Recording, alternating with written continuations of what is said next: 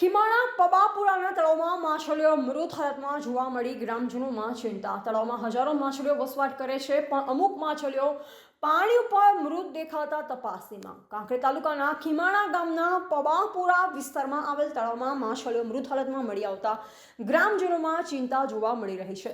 સ્થાનિકોના જણાવ્યા મુજબ આ તળાવમાં હજારોની સંખ્યામાં માછલીઓ રહે છે, પરંતુ છેલ્લા 2 દિવસથી અમુક માછલીઓ પાણીની સપાટી પર મૃત હાલતમાં તરતી જોવા મળી રહી છે.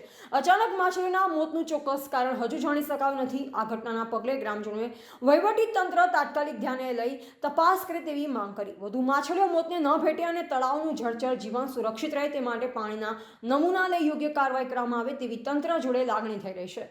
રિપોર્ટર રામજીભાઈ રાયગોર, બનાસકાંઠા.